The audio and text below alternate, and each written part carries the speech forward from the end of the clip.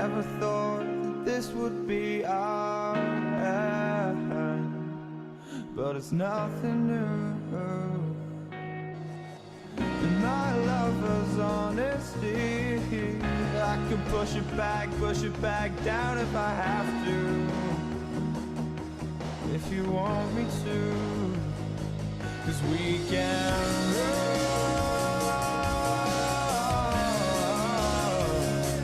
and we can run,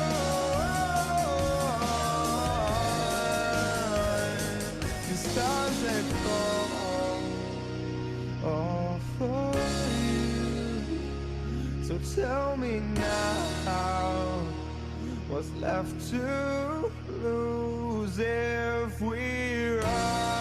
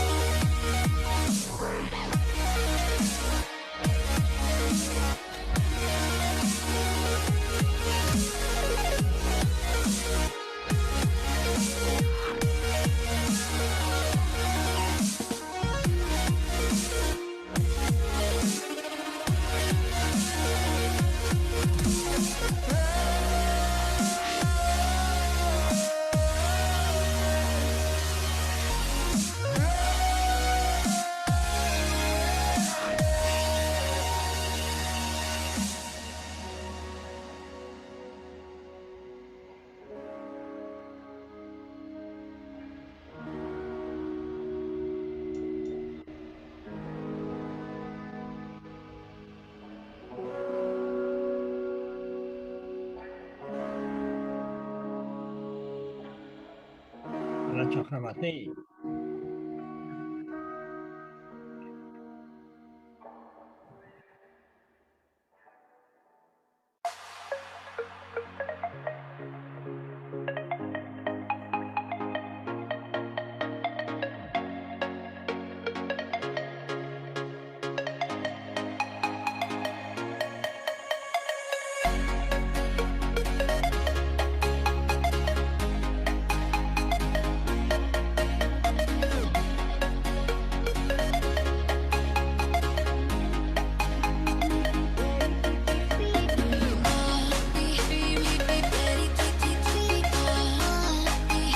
Hi Pia, hi Kishan. Hi guys. Hello, Kishan. Bye.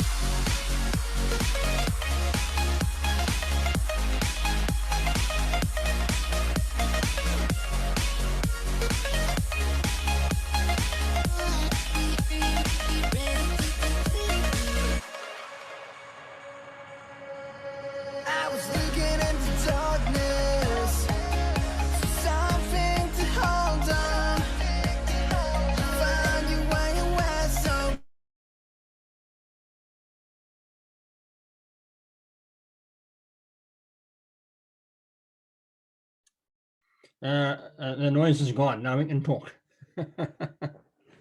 Kishan, you there? I mean, Chakramati, you can hear me? I can hear you. Wonderful. So Can you Kishan hear me, disappeared guys? or what? Oh, there he is. Okay. Yeah. Johannes is joining.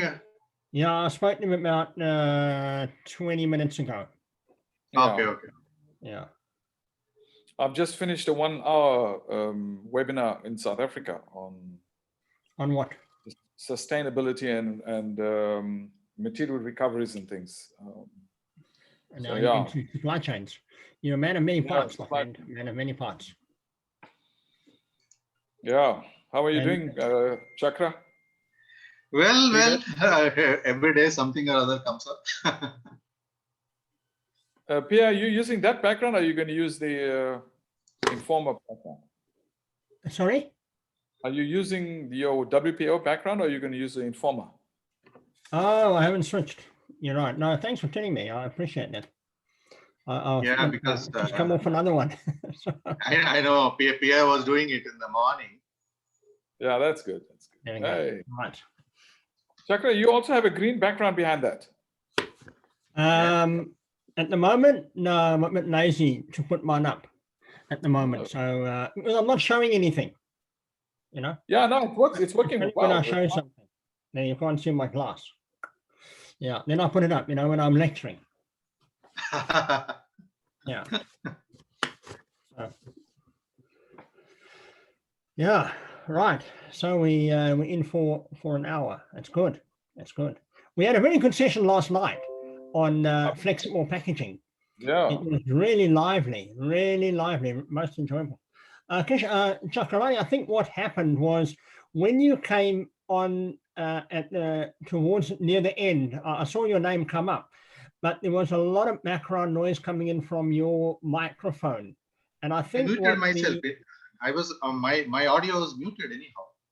And I think what happened was that Informer technical team were trying to shut down the microphone, and they couldn't, and so they shut down you. Unfortunately, I think that's what happened.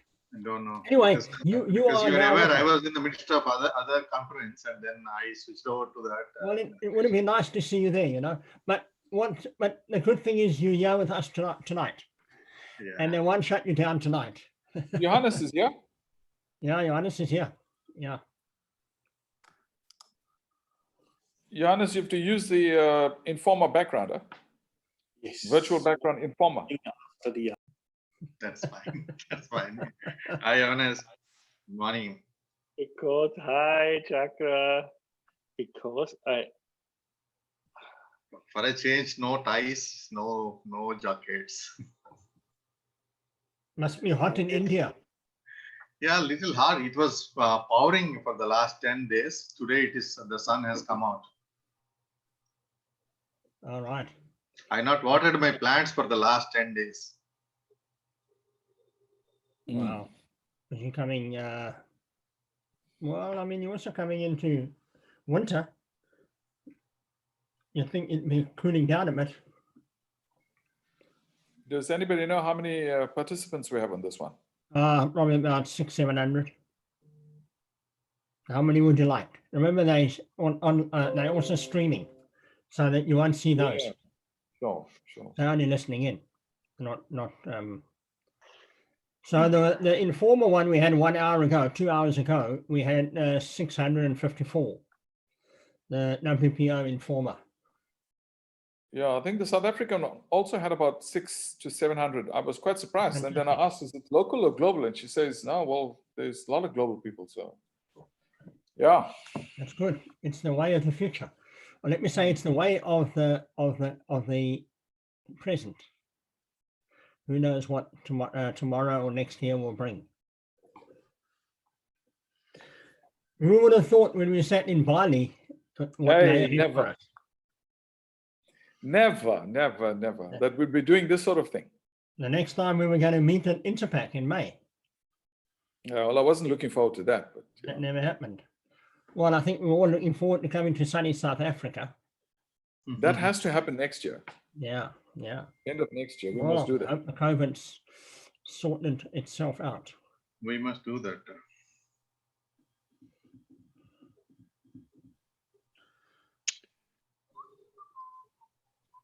Yeah, these global webinars that we're doing, how... By the way, Kishan, just let's clarify. Is it open to public already? Because it is told we're all live already. So let us confine our talk to. I think it's already live. I don't know. It's open public now. I just saw a message. It's live. It's open Yeah, public. it's open for public already. Yeah, you can see that.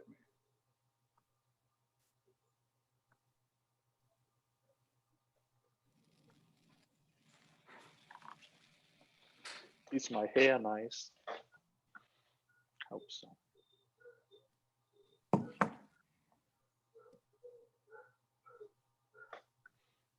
7:55. Okay in Vienna. Yes, everything fine. Corona striking, but Yeah. yeah, getting more and more crazy. You plan everything 3 times, yeah, because you plan it, then you postpone it, then you cancel it, and then you suddenly, oh, it's possible, just make it now. Yeah. It's Johannes, are you expecting a second wave? Just before Jan was saying from Italy. we have it already. Yeah, they call it second wave. Yeah, because but the And that funny was thing my- is there are a lot of positive testing reports. Yeah, much more than in springtime but there was not that much testing there. Yeah, and there are quite more and more people in hospital. Yeah, but not so many in intensive care. Yeah, So Not on the nobody ventilators knows. like before. No? Not on the Yeah. ventilators. And the very tricky thing is all the traveling restrictions. Yeah, every country is doing different, and then maybe even in regions. And if you come from this region of Austria and go to this region of Germany, you need a test, or even if you have a negative test, you need a quarantine or not, and it changes every 3 days, and You're right. it makes impossible to plan anything. But okay. Yeah, I'm not looking forward to travel. I'd rather do this sort of thing. Works well. Yeah, for sure, but not everything works like Yeah, this, there are a lot of especially Kishan in auditing. Yeah, Yeah. for The amount of time BSc, that I FSSC, you have to go there and you have to visit the factory, and also for the trainings. Yeah. But okay, at the end, everything is running and better than having total lockdown. Yeah. With a lot of challenges, Johannes. It's not so easy. Yeah. Manufacturing is under severe challenge. Running under these COVID conditions, it's no small deal. Yeah. Extremely difficult conditions. Can you check my background is correct, or? Yeah, Yeah. excellent. Perfect, Johannes. It's always sort of the mirror image that you are seeing. Yeah. Not sure why that is. So if you want to set your call or something like that, on the other side, you need to do this side if you want to do this side. Oh, yeah, true. The other day, it was really embarrassing for me. You shouldn't be looking at your image to set your color. You just close your eyes and it'll be fine. Exactly. I was setting my tie. In fact, I was doing the other way around. The other way. It gone completely. So we're already into the time. Oh, another minute. So 1 minute. Yeah.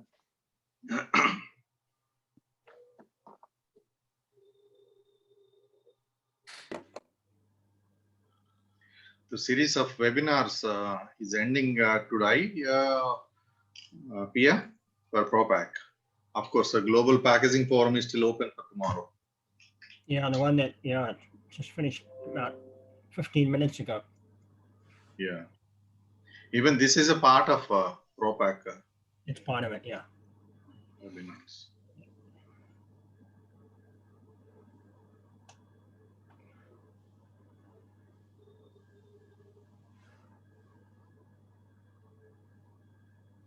It's good. Australia, Austria, India, and South Africa. And then Thailand. Friends from Bangkok. So Maybe each different continent. Each one is from a different continent. Yeah. True. Different continent too. Not only different country. Yeah. But missing women to be true. Yeah. I always have meanwhile, I have a bad mood if it's just men talking.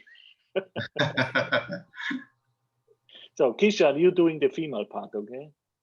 Not a problem. Not a problem.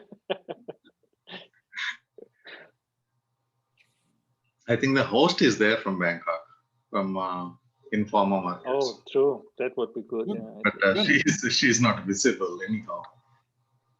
Yeah. June, I think. June of the plan. Yeah, June.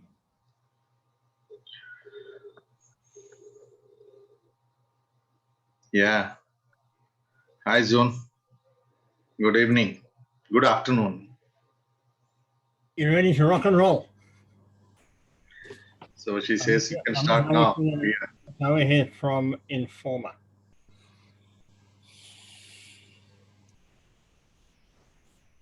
Okay. Okay, let's start. Yeah. Well, a very good day to all of you listeners across the world, all those live streaming as well. We welcome you to this series of Meet the Experts. This is part of ProPakAsia Week, running from the 20th to 23rd in Bangkok, Thailand. We had our first session last night covering flexibles, a very lively discussion for those who tuned in. And tonight we'll be discussing the supply chain. We understand it's late afternoon in Bangkok, and I've got 4 expert gentlemen here that are from all parts of the world. I'll introduce them just shortly and then give a more detailed response. So firstly from India, we've got Chakravarti, AVPS. If you want to just put up your hand so they know where you are, there we go. And we've got Kishan Singh from South Africa and Johannes Bergmaier from Austria. Welcome, gentlemen. So let me start off by introducing each of you, and then we'll climb into the questions, which I'm sure we'll have some interesting debates because all 3 of you come from different aspects and walks of the packaging industry. So let me start off with Kishan Singh. Kishan is CEO of Medpack in South Africa. He also runs his own business, Global Integrated Business Solutions. He also represents the WPO, the World Packaging Organization, as one of our global ambassadors. He looks after education in South Africa in terms of packaging, and he serves on the Academic Advisory Board for the School of Operations and Quality Management at Durban University of Technology.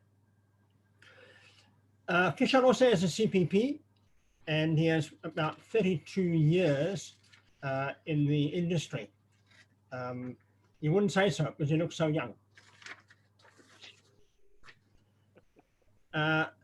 Kishan likes to foster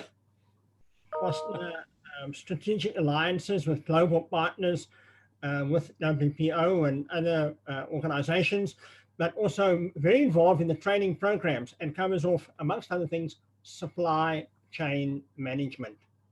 And that is the area that we are going to be focusing on tonight. So I'm glad that you are an expert in that particular field, but also in quality systems management. And I'm sure we'll be touching on that one as well. So Kishan, thank you very much for joining us from Durban in sunny South Africa. The next gentleman that I'd like to introduce to many of you, I'm sure, know him across the world, Chakravarti, AVPS. Chakravarti is also a World Packaging Organization Global Ambassador. He is the CEO of his own business, EcoBliss, based out of Hyderabad, and very recently was awarded the most influential leader in the packaging industry in India. So for all those from that region, I'm sure you know him, and it certainly will bring a wealth of knowledge and experience into our discussions today. He has extensive experience in paper printing and packaging. And most of all, for the WPO, he travels the globe representing the WPO and presenting at conferences, attending many, many expos, and he's done this for the last 3 decades. So Chakravarti, welcome, and we look forward to you sharing your vast experience with us. And then I have Dr. Johannes Bergmaier from Vienna out of Austria. Nice to have you with us, Johannes. Johannes lectures extensively in packaging technology and at numerous Austrian and German universities. He is an expert auditor in hygiene management, and that is very useful, especially in the COVID period we are going through at the moment. So it'll be interesting to see and hear his perspective on that aspect in terms of the supply chain. Johannes is also a WPO board member, and most of all, he is the General Secretary of the World Packaging Organization, based in our headquarters in Vienna. Johannes has a doctorate in food and biotechnology. Johannes, a very warm welcome to you in, I presume, a getting cold Vienna. Yeah. All right, I'm going to start off. I'm going to start off with Johannes, and just to ease into this discussion, Johannes, how has COVID-19 impacted on Austria, on Vienna, and on you personally? Well, yeah, it is. Meanwhile, we had, maybe you listened to our discussion, we had preliminary to the starting of this meeting. The impact was there, absolutely, yeah. Especially also personally, because it's always more difficult for traveling and so on, and just for a man like me, active in WPO, and with my auditing business, this is quite a strong restriction. On the other hand side, if I have a look on the packaging industry, once more again, I'm quite happy and that I'm part of this packaging supply chain, because it seems, especially in such crisis, it is doing a great job. Yeah. For sure, we have to differentiate a little bit. We have to see there are different kind of packaging, different kind of businesses. Some of them were hit, stroked quite severely. Yeah. If you look for luxury products, one of my customers is producing glass bottles for high-end spirits, for high-quality spirits. They are sold mainly via duty-free shops and airports and so on. And for sure, in the lockdown phase, in the early spring, their business went down, yeah, tremendously. And also automotive industry, not only because of COVID-19, the Corona crisis, but there was already a little of crisis in the automotive industry before Corona, and this is much stronger now through Corona. They have seen a breakdown of their business, or a big reduction of their business. On the other hand, most of these companies quite easily adopted and said, okay, then we produce a little bit more for the food packaging, pharmaceutical, medical products, personal care products, and there the business is really running good. Yeah. The thing I also learned, it's different now because the borders are open and the supply chains are really working. We had a short phase in springtime, sorry, our spring, European spring, yeah, so in May, about March, April, May, when we had in Europe, every country is doing another lockdown, yeah, and it was, but also there, it was just for 1 or 2 days that some companies had problems with their supply chain, yeah, getting some materials out of neighboring countries. As an example, there are big suppliers in Italy or in Germany for Austria, yeah? And the borders have been blocked for 1 or 2 days. And so in this 1 or 2 days, it was not easy to get material, but this was solved within some hours, and within some days, the supply chains were working. So big crisis, big influence for sure. On the other hand side, I see that packaging is really relevant, yeah, and that if it's really coming to the point, we in packaging industry standing our man or woman, yeah, and doing our job, yeah. and keep things running. And this is really where I'm happy and even proud of being part of that packaging supply chain.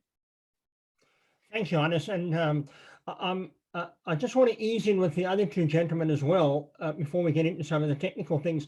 But I wanted to think in the meantime, because I have a question here from one of the listeners, and which I don't want you to answer now, but I want you to think about, and that is the possible contamination on the surfaces of packaging. Chakravarti, you know, we've been watching India, and you know, India seems to be hitting a bit of a second wave, and it's having quite an impact, I'm sure, on the economy. But I know that you in business and you do a lot of work for the pharmaceutical sector in the packaging printing side of things. Obviously, bringing a lot of paperboard in. How are your supply chains affected with the raw material coming in, but also your product going out? Well, very, very good afternoon, good evening, and good morning to all the listeners worldwide listening to this webinar series. Thank you, the moderator, my dear Pia, and my colleagues, Mr. Johannes and Kishan. Well, before really going into technicalities, we can start talking about what's happening around the world in our respective areas.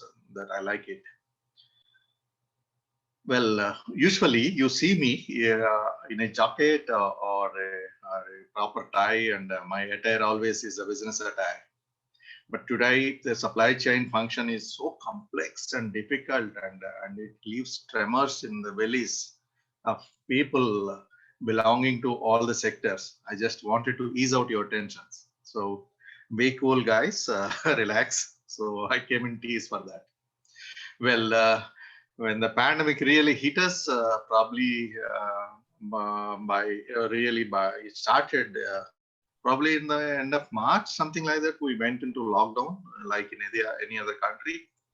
Briefly, we are closed briefly for a week or so, but during the lockdown period, nobody was allowed to run their businesses, whether it is factories, manufacturing, distribution, whatnot, unless until it is an essential commodity.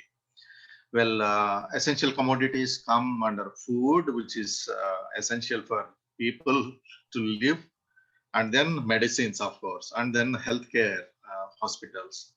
Apart from that, none of the industries was allowed to run at all, because the strict lockdown implementation was there. In those conditions, you all know there was no flights, there was no trains, there was no trucks, nothing was moving. But then packaging being an essential commodity, part of all those essential pharmaceutical medical devices and PPE kits or whatnot, food and packaged food everywhere, packaging plays a vital role, integrated part of all these, both these businesses. We were also allowed to run with some restrictions. So then the challenges started really, because the trucks were not moving at all in the outskirts, in the highways. The trucks were the long queues of trucks, and then there were no material for importing. Also, the material was not available. Even if you want to export, also there were no regular flights available. So it was really a challenging. Slowly things were easing out. The import substitute slowly, like in any other country, all the respective countries are encouraging local supply chain to be formed up.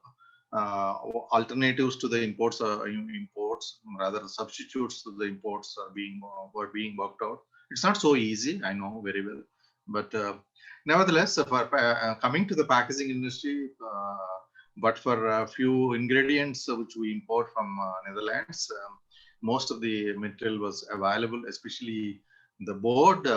We have got a global standard paperboard suppliers, and also film suppliers, PVC, PET, and paperboard suppliers available. And slowly things fell in line. And then the challenge comes, the human resources, getting all of them and running the factories in COVID compliant conditions. You can no longer keep two people in a common room closely, and then and nothing is robotized. Not all the processes are automized. There are a lot of semi-automatic processes wherein you need people to work, sit closely or stand closely. So there, the real challenge comes, and everyday monitoring, their temperature monitoring, the other health parameters monitoring, strict filtering, 2-3 stages, and then allowing them to work in a safe distance, not compromising on the quality. That is more important, the material quality, and also putting it into the logistics and distribution framework. There have been umpteen challenges we are overcoming. The industry is looking forward. Now we're almost 6 months into this. I think this is, as you rightly said, during the last 30 years, this is the first time I did not take a flight for more than 6 months. That was way back in late 80s, I think. Ever since, this is the first ever time. But we are into new norms already. We are getting into reality. And the industry is looking up. People are doing well. Even the so-called industries like automobile, the textiles, which were really under doldrums, but for the food and pharmaceuticals, these industries are also looking up. That's a good sign, I must say. Asian markets, you can check. The automobile also is slowly working out. The entertainment, the hotel industry, and recently the government of India has allowed B2B exhibitions can happen with the restrictions. That notification came just a week ago, and that's a big boon to the event industry, or also all the industries depending on the promotion. That's also a good sign. The conferences and the exhibitions can happen with some restrictions, etc. Well, things are not so rosy, but at the same time, they are not so bad. We all working with a lot of positivity. We know the GDPs are coming down in all the countries and all, but that's life. The world has seen similar pandemics in its life. This is also another pandemic, but of course, this is, I can say, mother of all disruptions, as I was always saying. But we are overcoming. A vaccine also, we are hopeful another 5 months, 6 months, mostly. The real vaccine, when I say it's on the cards. And in fact, I am in the midst of companies who are manufacturing the vaccine within Hyderabad. There are at least 4 companies tying up with the international companies. And coming to the supply chain, we are very well equipped with the vials required for the vaccine, and also the cold chain distribution and all. People are getting geared up for the proper distribution of the vaccine in a proper format to reach out to the patients, reach out to the people. Well, we can go into the next discussion. That's all initially from me. Thank you, Pierre. Good. Okay. Now, way down in the bottom of the continent of Africa, I know that things are looking better than they were some months ago when most of you guys were in lockdown. But in terms of the supply chain, the waste collection systems is also part of a supply chain, if you think about it. Has that restored itself in South Africa? Are they back to normal, that sector? And what was the impact of that on recycling? Because that would have impacted, I'm sure, the supply chains of recycling. Kishan? Yeah, thank you, Professor Pierre. Yeah, we are right at the bottom of the African continent. You're absolutely correct. But I have to tell you that in terms of the COVID infection rates and frequency of occurrence, we've seen a drastic and significant decline from about 14,000 infections per day in mid-June, July, all the way down to about 1,000. So this has had a very positive effect to the point where the government has actually asked the country to go down back to almost where we were. Of course, movement and things in public and social areas still require the use of masks, and the general disciplines that go with COVID are in practice. But we are seeing a lower frequency. So this then definitely, to answer your question, Pierre, this then definitely has the effect of a positive spin on the economy. And we're starting to see this very, very clearly now, where industries are beginning to become more normal than before. And then the question of recovery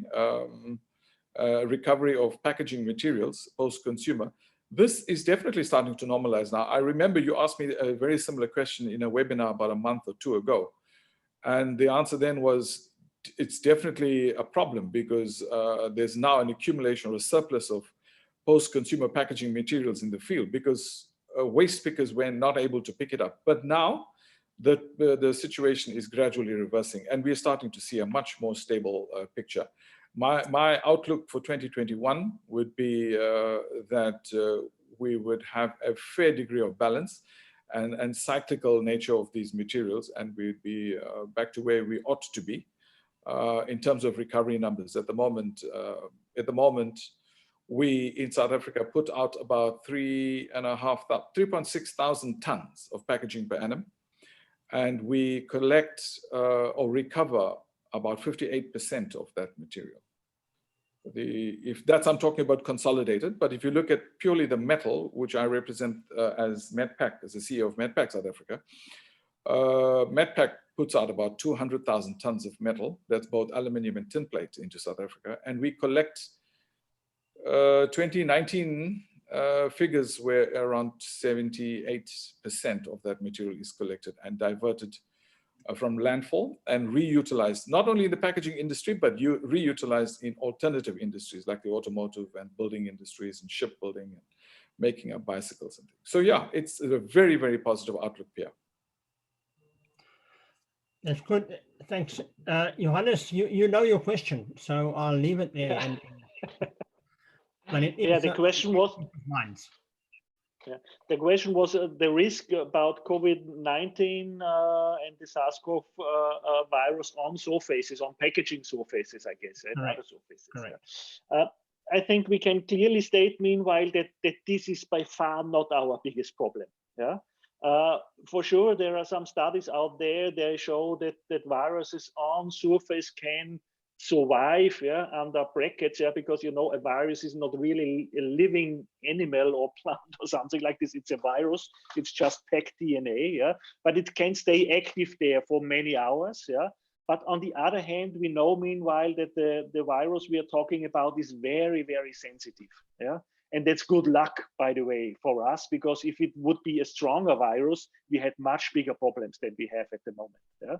So we know, meanwhile, that normal cleaning activities, yeah, you don't even need some special disinfection agents. For sure, if you have them, use them, and especially on your hands. But on surfaces, yeah, on packaging surfaces or on surfaces in your company, on, don't know, some tables or keyboards or some doors you touch or something like this, we know meanwhile you don't need that much special disinfection. If you do a correct cleaning program, it's enough, yeah, with normal cleaning detergents, because the virus is that weak that it does not survive a normal cleaning. Yeah. If you want to be on the sure side, the safe side, and do some additional contamination, you should do it. Yeah. Why is it like this? Because the virus is not very strong. And on the other hand side, you know, you need the virus somewhere inside your, don't know the English word, your breathing system of your body. Yeah? That means for sure you can, if you touch something, you get it on your hands. And then if you touch your mouth or your eyes or your nose, you can transfer it there. But we know meanwhile also that you need quite a lot of virus particles, up to 500, yeah, to get really an infection. Yeah. And so the transfer from hands to your nose and to your mouth is not very likely. For sure, as always, it's a biological risk. The risk is never zero. There is a small remaining risk, yeah. But the much bigger risk is infecting people while you talk to them, while singing. You know, you need that personal contact without a mask for about 10-15 minutes, loud speaking, loud interaction, singing, yelling, screaming. This is the risk. And for sure, this is also relevant, I think, for our packaging production systems, because if you go into a factory, as I do quite often as an auditor, it's quite loud there. Yeah. And if people communicate there, for sure, they are more screaming and shouting than really talking. Yeah? And this is something we have to work on, yeah? That people there, they are protected with masks or find some other communication ways or step out and talk there where it's easier to talk with low voice. It's also very important, as we know, meanwhile, to exchange air in your rooms, yeah, especially now in the northern hemisphere. Yeah, winter is coming, so we are all going back to our rooms, and there the infection risk is much higher than outside. Yeah, and if you're inside a room, take care that either your ventilation system is working correctly, and that means not circulating only the air inside within the rooms, but getting fresh air in. Or as much as possible, open your windows from time to time and exchange the air. Yeah? And also, this is a new aspect, have a look at the humidity, yeah, because low humidity in your rooms makes you more vulnerable for such viruses. And so if you have a humidity about 50–60%, it's much better not to get that disease. Johannes, there's one point there I was want to ask you to elaborate on. Is there some packaging that is worse? You know, when I say worse, it carries the virus better for longer than other packaging, like metal versus paperboard or something like that. Can you elaborate on that question?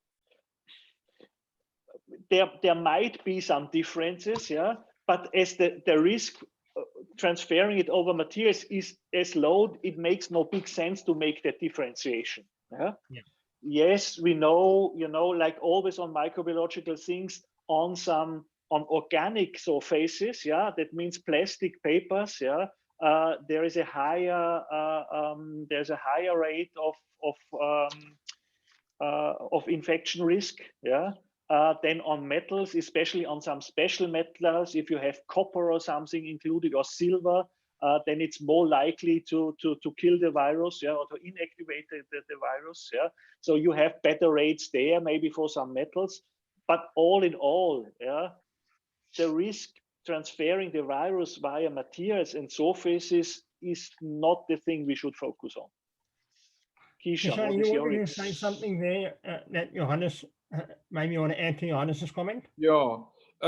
Yeah, Johannes is 100% correct when he says that the risks of transmission through packaging surfaces are not, I wouldn't say that, you know, we don't have to worry about it at all. But I mean, if you go and look at WHO, the World Health Organization, even there, you will read reports which supports what Johannes has just said now. But specifically coming back to what substrates are more dangerous, or which substrates can carry the virus for longer periods of time, for sure it will be metallic surfaces, so metal packaging.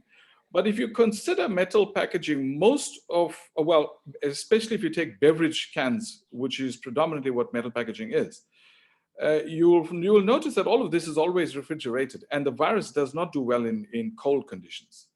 So that then also supports what Johannes says. It's very, very minimal. But I think at this forum, I don't think we should be saying don't worry about it, because this is a global forum. I would say exercise all of the necessary care.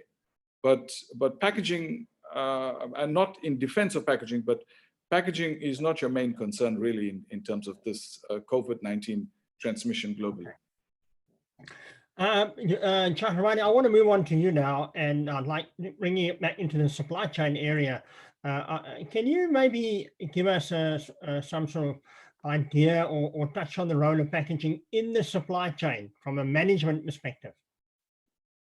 Well, coming on to the previous question to Johannes, I think nobody is better than Johannes and Dr. Johannes to answer that, but I endorse both their views. Exercise caution. I don't say that this is better, that surface is better, or this surface is better. It's always better to exercise your caution before consuming anything when it comes to your door, any food. So, living on that, Pia, I want to really go into some basics if you give me a few minutes of time. you all very well know that I'm a packaging passionate. Rather, we are all packaging passionates.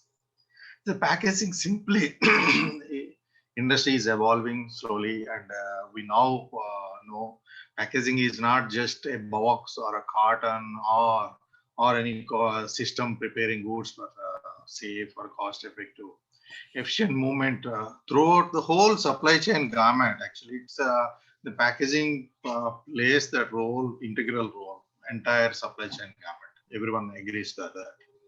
And what is the purpose? So maximizing consumer values, the sales, and enhance the profits also.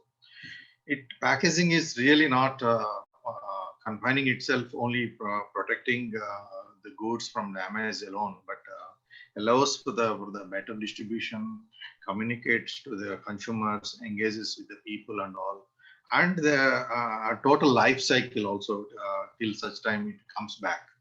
In fact, this packaging, if you ask me, I can the functions of the packaging in the supply chain gamut. That's what today's topic. We can broadly classify into three functions. What does a packaging does? Everyone knows that packaging is for packing product. But if you look at the supply chain framework, the first thing is the marketing aspect. The second thing is what you call how the goods roll out.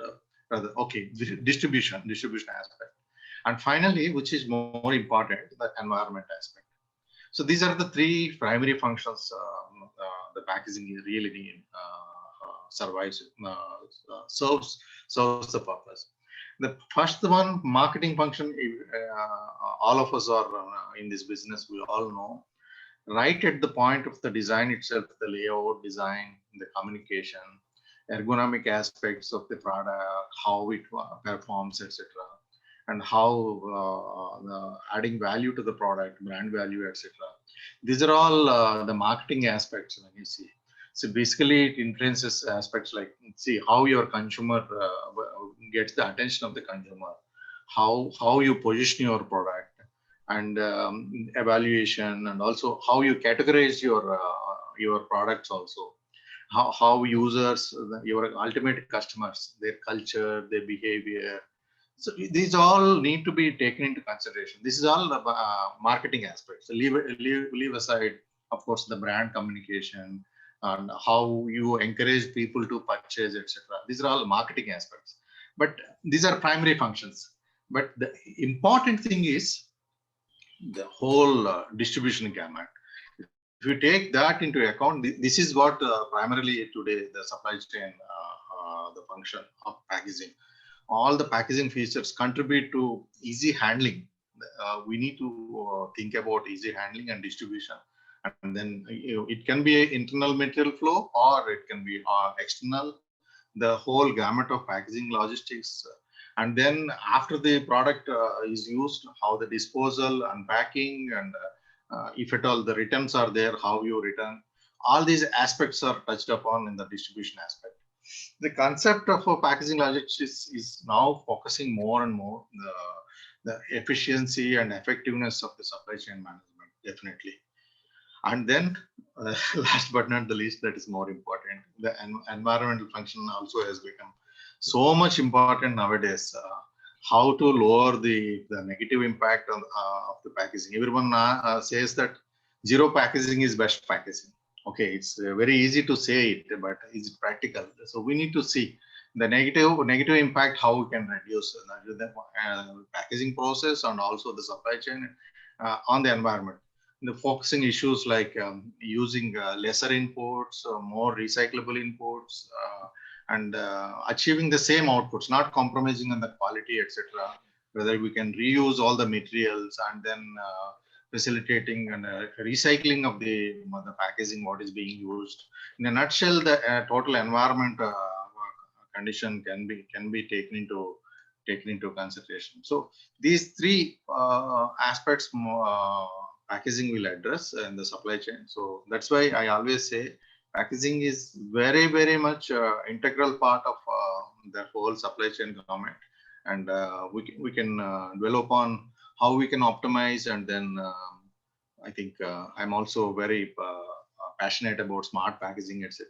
I think Well, let's come back to maybe in the next round I uh, can address on that. Thank you. We'll leave the smart packaging for a moment later, because I want to bring Kishan in now, and you know, and I'm sure it's not any different in South Africa to other parts of the world where the amount of e-commerce has climbed significantly. There's a lot more packaging being used now than ever before, and home deliveries is increased exponentially. I'm sure that's the case down in South Africa and in Africa in general.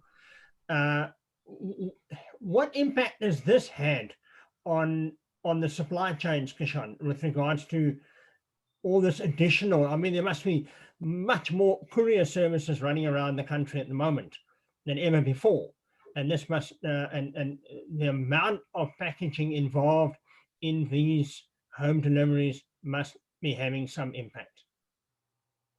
Yeah, Pierre, you're absolutely correct. I mean, given the immobility of consumers during lockdowns, not only in South Africa, but I would imagine throughout the world, necessitated the use of packaging to transport, I think, predominantly food across the regions, purely from the supplier, from the food manufacturer to homes. A lot of people were actually ordering. So a lot of this has happened through simple, you know, brown paper bags and that sort of thing. So you find there's a big growth in terms of paper packaging in that era. So you know, as Chakravarti mentioned earlier on, packaging is an integral part of supply chains. If you think about it, but you must remember, packaging is a precursor to supply chains, because a supply chain cannot exist without a packaging. So the packaging is an absolutely essential component of supply chains.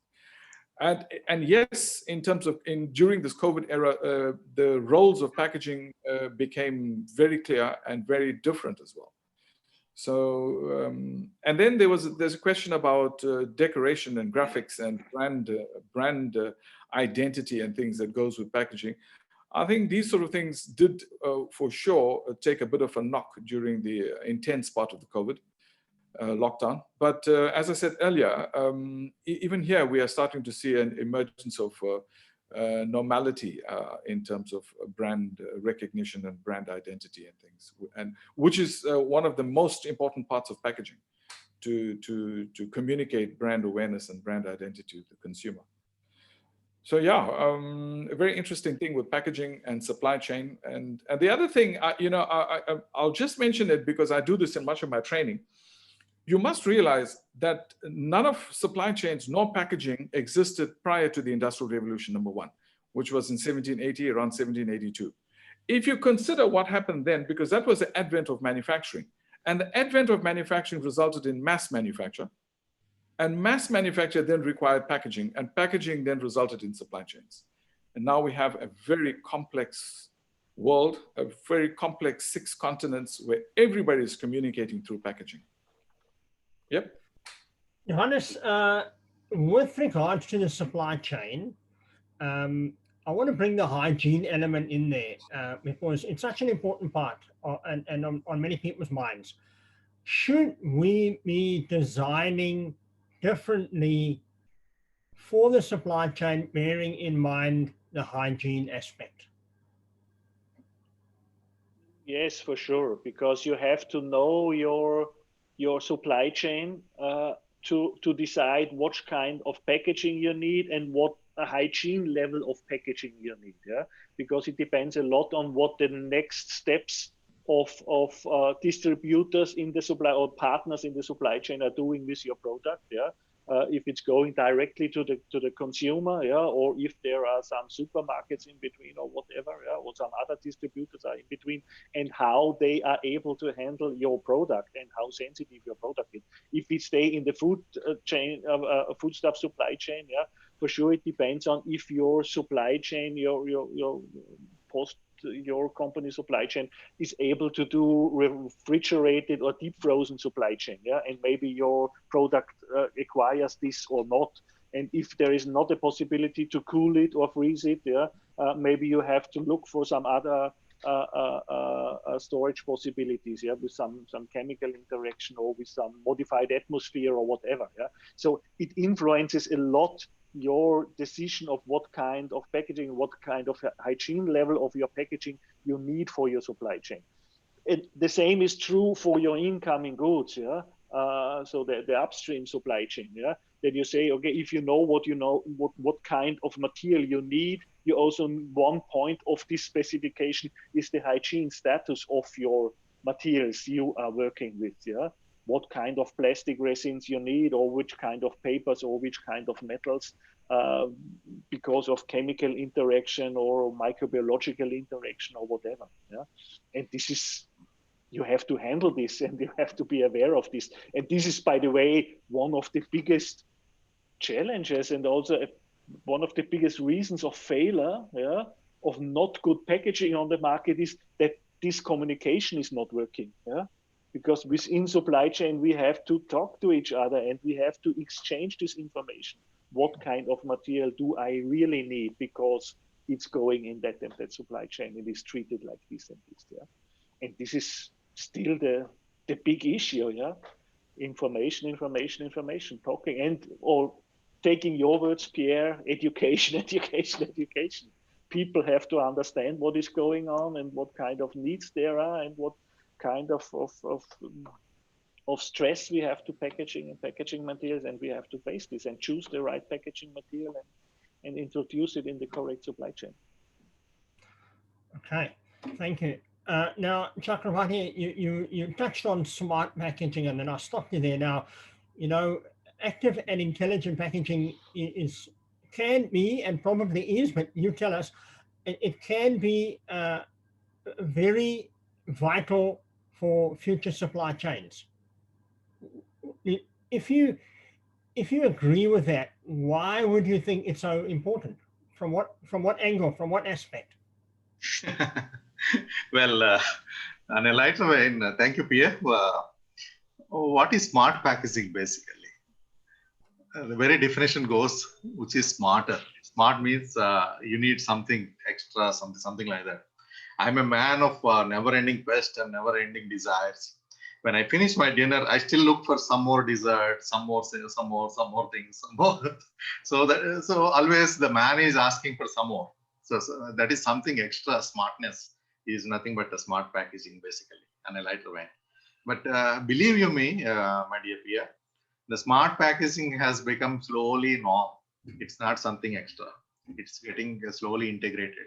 When you said active and intelligent packaging, so the smart packaging is nothing but the combination of the both intelligent and active packaging. So the system, how it functions, it monitors the changes in a product, its environment and all. That's how we talk about intelligent. And then while intelligence is happening in the packaging, the changes, how to act upon those changes, that is active packaging. In a nutshell, it's actively monitors and the controlling the environment of a package, and then communicate with the external source, be it the manufacturer, be it the user, or the people who are all the stakeholders. That's how the total active and intelligent functions happening. And if you want to go a little bit in detail, what is active and then what is intelligent? So active packaging is mainly the aim of the active packaging technology is nothing but to sustain the product quality and prolong its shelf life. Basically, every packaging guy wishes to see that the product shelf life is extended. And even simply that involves different components, such as we all know. I'm going to the basics: the moisture gas scavengers or antimicrobial films, and all these things. I think Dr. Johannes knows much better than me the modified atmosphere packaging, advanced systems, and all. So there is all embedded into packaging itself. This is the huge benefit which you and me talk about on different forums. Controlling the food waste, extending the shelf life, all this, I think that becomes a big topic by itself. But a good example is always a oxygen scavenger technology used in the packaging for oxygen sensitive products such as Pharmaceuticals, that's very important. Of course, few of the cosmeceuticals, etc. Foods, some additives, etc. Definitely, these oxygen scavengers remove or decrease the level of oxygen in the package so that the shelf life will be extended, etc. And all. That goes with your active packaging. Intelligent, as you already know, we talk about the monitoring the total journey of the product during the supply chain by virtue of this packaging, the condition monitoring, what you say, and then it captures and provide information on the quality of the packaged product during its the entire journey. And this provides the intelligent packaging. A simple definition is like again, as we talking about different systems in the active packaging, even the intelligent packaging also, you have components such as the most common thing is TTIs, time temperature indicators. So you have gas detectors, freshness, ripening indicators, so much of, and RFID, of course. And you are talking about all these components in the intelligent packaging. The ultimate goal is what? You need to have the shelf life to be extended. The freshness has to be monitored all through. And then the information has to be exchanged with all the stakeholders. I'm not only talking about the user alone, because the manufacturer is equally responsible, the middleman is equally responsible, especially in the middleman, the physicians, especially in the pharmaceuticals. Of course, the convenience and traceability is very, very vital as you are talking about. That goes for the smart packaging. I think a lot of things are evolving in this. That itself, as you know, is a big topic for discussion. Nevertheless, I'm quite happy that the more and more smart packaging elements are coming into the foray, and they are becoming real also. Recently, I happened to see a new technology. When you have a bottle of pills coming to you, the smart packaging allows you with a simple press a button from your smartphone.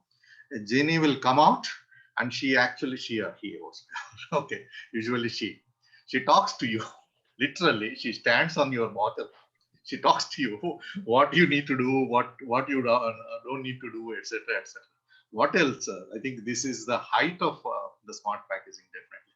But we are going to witness more and more such things, and with affordable prices. Believe you me, a decade or a couple of decades ago, a simple RFID tag used to cost us at least €1 to €2. And now we are using an RFID advanced tag for a product which costs around 50 cents or even less. So that's how, like mobile phones and the phone bills, how it has come down. So the affordability is becoming more and more accessible in the future. The newer technologies are coming into practicality. I think we are going to witness more and more in this foray. I'm very happy the way the smart packaging is advancing of late. Thank you, Pierre. Thank you, Chakravarti. Kishan, the supply chains must have been disrupted in South Africa in those early months. And I'm sure that you had shortages of certain staple foods in your country, like rice and maybe pasta and sugar and corn starch and stuff like that, and various forages. How are we going to ensure that these supply chains are not disrupted into the future? Because we've seen second waves. Who knows, there might be third waves. What is your country doing or thinking about doing in this regard? Okay, thank you for the question, Pierre. It's a very, very pertinent question. But before I answer the question, just in support of what Chakra was just saying now, the smart and active packaging that we're talking about is very much supported by nanotechnology. I didn't hear that word come out, so I thought I'll just drop that word in.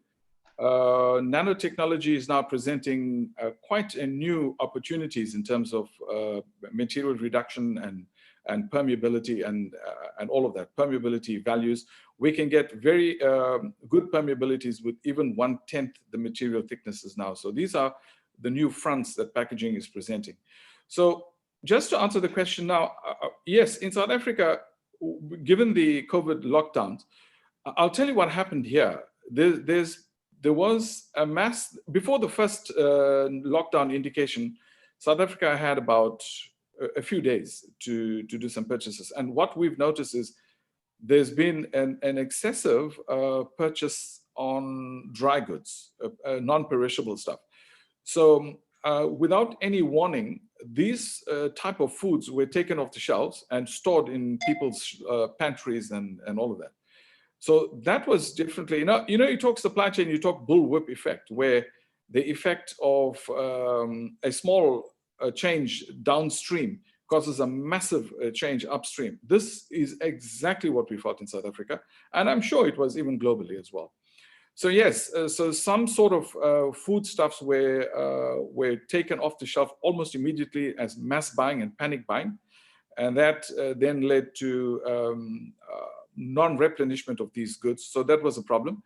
The other thing in terms of food packaging, well, not food, but I have to tell you that non-essential foods, I mean, things like alcohol and cigarettes and things were banned completely. And so from a manufacturing point of view, these were crippling those economies. This sort of lockdown crippled those sort of economies. It's obviously starting to normalize now. But from a supply chain point of view, as you quite rightly point out, we very likely are going to hit another wave. It may not be as big as the first wave, but it will be a need or a cause for concern. And I think this time around, there's sufficient information, as Johannes has said, knowledge, information. This is what is absolutely vital in supply chains to prevent what is known as the bullwhip effect. So yeah, supply chains are quite a sensitive thing.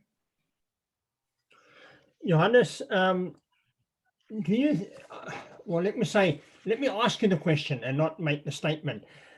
Has COVID-19 had a direct impact on increased food preservation and extended shelf life and a minimized food waste? All those things are interconnected into the supply chain. What is your comment? Oh, good question. That's why I asked you. I know. That's why we asked you.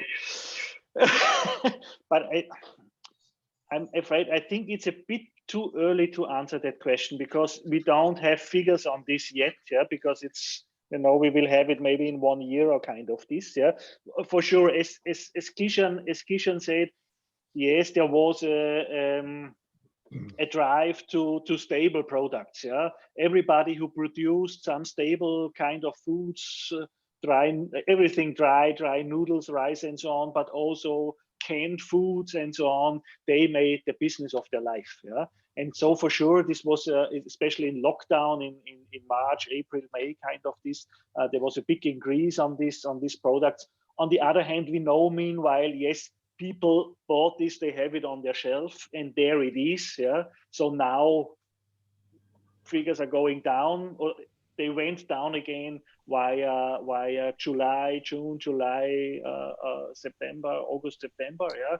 Now for some products they're going up again, because we are facing some already say, okay, it's the second wave. Yeah, but it's by far not that tremendous as it was not that tremendous, not that remarkable as it was in March. Yeah. What we see for sure, in the last years, if we discussed about packaging in public, it was about environment. Yeah. And it was about how we can reduce packaging and how we can reduce the impact of plastics and so on. Yeah. And this discussion, it's not gone, it's still there. Yeah. But it came, another aspect came in there. Yeah. Because people much more recognize the importance of the role of packaging protecting goods. Yeah. Especially for that dry products, for that preserved products like canned foods and so on, ready-made dishes, ready-made meals. We need correct packaging, yeah, to be able to deliver it and to store it for a long time. Yeah? And so many people in public discussion much more recognize this important role of packaging, yeah? And not only the environmental aspect of reducing, avoiding. And I think this is quite nice for us, because it was a kind of fight against windmills. Yeah. Now the discussion is much more in a realistic way, that we say, yes, we need packaging. We need the right way of packaging. And for sure, we have maybe to reduce it and to minimize it to the point. Yeah. But on the other hand side, there is a risk of doing not enough packaging because we have to protect our foodstuffs. And this is for sure there in public discussion. Chakravarti, you want to add on to that? Yeah, thank you, Pierre. Not exactly on this, because I know the several students, budding entrepreneurs, and technocrats are also watching this this webinar live all over the world. Basically, yeah, in the beginning, if you talk about the buzzword after coronavirus and COVID-19, the third buzzword was the tissue paper in the initial days. True. So that all of us know, all parts of the world, the tissue paper is, if you Google a buzzword, the third best buzzword after COVID. So that calls for the packaging the supply chain in those days. A little away from the topic, not really away from the some kind of a motivating words, as I was already telling you. This pandemic will definitely get over sooner or later. The virus will disappear sooner or later. But we have to remember, whatever the initiatives, the different approaches, the innovativeness during these difficult times, I think we have got a lot of time to think around and look around and explore around. These times, this will stay for a longer period. And they definitely bring up newer opportunities also. And then we can have something we can look back in the future also. What I'm telling all my young students, packaging students, and also the budding entrepreneurs, we should make use of this time to think more, explore really more, innovate more. What is important is you need to find a spot or a niche within the segment. You don't need to go away from that. Whatever you're already operating, look around, and then if you do something different from those traditional methods, looking up to the demands of the customers and the industry, and adapting the new norms, that is the key today. So everything depends on how you look at opportunities, and then how you package and present to the customers. That's the key. We all in our different countries, we're already viewing that. The localization, in import substitutes, etc. we are talking about. But these call for several opportunities. Nothing to get panic with the situation. And definitely packaging will provide greater and greater opportunities for us to live on and ultimately help to the mankind. This is my thoughts. And we're coming up for the hour. I just want to touch on one thing with this, Kishan, and I think that the consumer's need for convenience has changed. Do you? You mean because of COVID? Correct.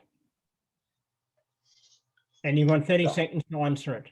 No. I mean, COVID has changed the lives of every single person and every single industry on this planet, some to positive and some negatively. So consumer packaging requirements has also changed. But the thing is, I think packaging, as we said, as Johannes has said earlier on, the packaging is not a significant contributor to transmission of the disease. So from that point of view, I don't think we need to go and reinvent packaging.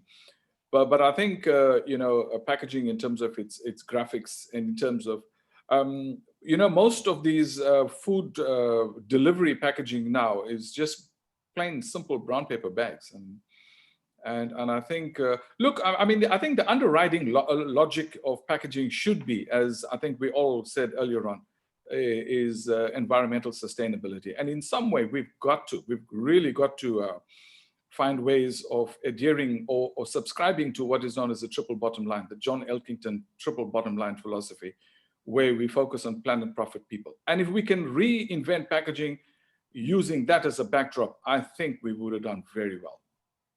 Thank you. Now, I'm not quite sure how long you think your 30 seconds is, Kishan, but I want to give the last question to Dr. Bergmaier, and really only 20-second answer, and then we have to cut. This will certainly be a year to remember. Your comment. Yes. Yes, it will. I have the other that's 19 it. And I hope that 2021 will not be that remarkable that 2020, but it will. Yeah, it was a crazy year, and it still is. Yeah, and the thing we can do, we can learn out of it. Yeah, that's all. And Dr. Hani, a 10-second answer from you to that same question. 10 seconds. Yeah. In fact, the COVID has enabled the globe to reduce the fat in all of us, reduced at least 1 pound to 10 pounds, few billion pounds is already reduced. Let us add some real fat into the system. Well, from Hyderabad, right kind of can I just have 1 second then? From Hyderabad in India, Chakravarti, thank you very much for joining us. From Durban in South Africa, Kishan Singh, thank you very much. And from Vienna in Austria, Johannes Bergmaier, thank you very much. Thank you to all the listeners, and we wish you a pleasant day. Good night. Thank you all. Thank you, Pierre, for moderating. Thank you. Bye-bye. Bye then.